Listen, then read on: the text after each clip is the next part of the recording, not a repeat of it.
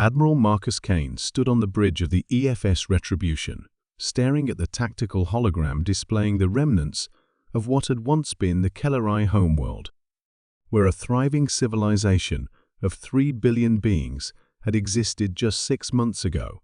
Now, only cooling debris and radioactive dust drifted in orbit around a dying star. The Galactic Council's cleansing protocol had been thorough and utterly merciless. "Sir," reported Commander Singh from the tactical station, "we're detecting Council fleet signatures at the edge of the system. 18 capital ships, including their flagship, Divine Authority. They're maintaining standard patrol formation." Kane's jaw tightened. The Kellerai had been humanity's first true allies among the stars, a peaceful, scientific race who had welcomed Earth's explorers with open arms 50 years ago. They had shared their advanced biotechnology, their philosophical insights, and their dream of a galaxy united through cooperation rather than conquest. For that crime of friendship with the upstart humans, the Galactic Council had declared them corrupted influences and sentenced their entire species to extinction. "Communications, open a channel to the fleet," Kane ordered. Around him, the bridge of the kilometer-long dreadnought hummed with barely contained energy. Behind the Retribution, 29 more Earth warships maintained perfect formation ships that had been built in secret over the past decade, incorporating not just human engineering, but also the forbidden technologies that the Council had deemed too dangerous for lesser species. The main screen flickered to life, showing High Counselor Veltar, a towering crystalline being whose faceted features reflected no emotion whatsoever. "Primitive humans," his synthesized voice resonated through the bridge. "You intrude upon a Council-sanctioned cleansing zone. Withdraw immediately or face the consequences of your defiance." "High Counselor," Kane replied, his voice carrying the cold precision of barely controlled fury. "I am Admiral Marcus Kane of the Terran Defense Force. 6 months ago, you murdered our allies. 3 billion innocent beings, eliminated because they chose friendship over fear. I'm here to discuss terms." Veltar's crystalline form shifted, light refracting strangely through his translucent body. "Terms? You speak as if you possess leverage, human. Your species controls merely 7 star systems. The Council governs 3,000. Your fleet numbers 30 ships. Ours spans 40 sectors. What terms could you possibly offer?" Kane smiled an expression entirely without warmth. "The terms of your surrender." The High Counselor's laugh was like breaking glass. "Impossible. Human technology is centuries behind Council standard. Your weapons cannot penetrate our quantum-reinforced barriers. Your ships move with primitive fusion drives, while ours fold space itself. You are insects, buzzing around gods." "Dr. Yves," Kane called to his science officer, "please show the High Counselor what we learned from our Kellerai friends before their untimely demise." Dr. Sarah Yves, former xenobiology professor and now keeper of humanity's most classified secrets, activated her console. Around the human fleet, space began to ripple with an energy signature that made the Council's sensors scream warning alerts. "Impossible," Veltar whispered, his crystalline form flickering between visible spectrums. "That energy pattern. It resembles the old Voidwalker technology. That knowledge was suppressed millennia ago." "The Kellerai were excellent teachers," Kane explained conversationally. "Before you murdered them, they shared more than just biotechnology with us. They showed us the archaeological sites in the outer rim ruins of civilizations that preceded your precious Council by millions of years. Technologies that your ancestors deliberately buried because they threatened the established order." On the tactical display, the Council fleet was frantically attempting to charge their weapons and raise their shields. But something was wrong.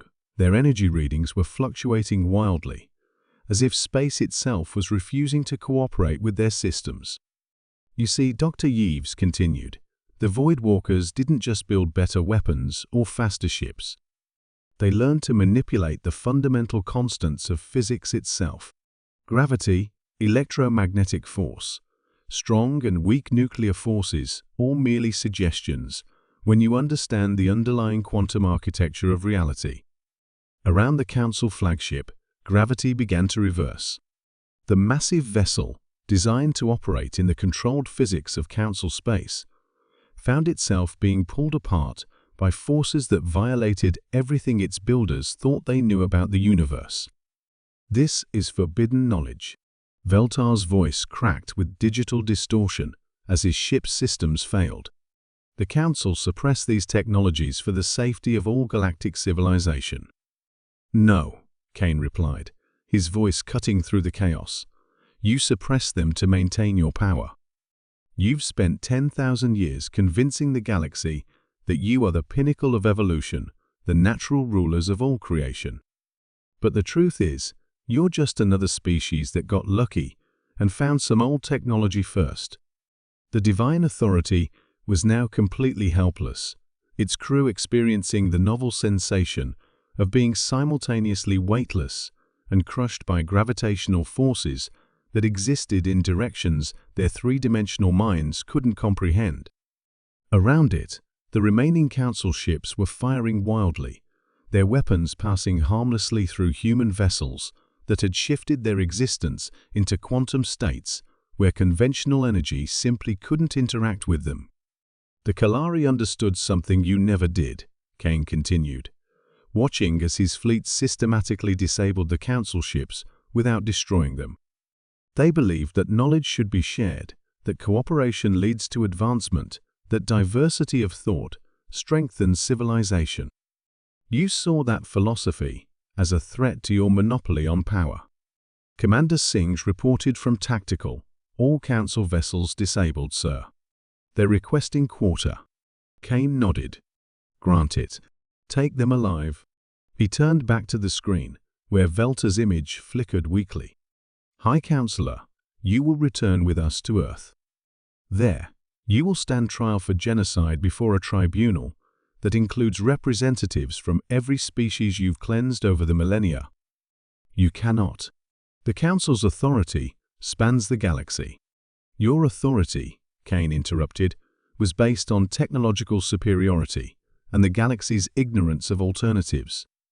Both advantages have just evaporated. He gestured to Dr. Yves, who transmitted a broad-spectrum data burst to every communication relay in the sector. What? What have you done? Veltar asked weakly. Everything the Kellery learned from the Voidwalker ruins, every suppressed technology, every advancement your Council buried to maintain control, we've just broadcasted across the galaxy. By tomorrow, every species with basic quantum mechanics will understand how to build their own reality manipulation drives. Your 10,000-year monopoly on advanced physics just ended. On the tactical display, communication channels across the galaxy were lighting up as civilizations that had cowered under Council rule for millennia suddenly found themselves on equal technological footing with their oppressors. The Kellery believed in justice, Kane said, his voice softening slightly. They taught us that vengeance should serve a greater purpose than mere retribution. Today, their deaths have purchased freedom for countless civilizations that the Council would have eventually cleansed. Kane turned to Singh. Secure the prisoners and set course for Earth. And Commander, send a message to Earth Command. Tell them the Kellery have been avenged and the galaxy will never be the same. As the human fleet departed the graveyard of the Kellery homeworld, behind them, the first free Council ships in 10 millennia were already experimenting with reality manipulation technology, their crews finally understanding that gods could bleed. The age of the Galactic Council was over. The age of true galactic civilization was about to begin.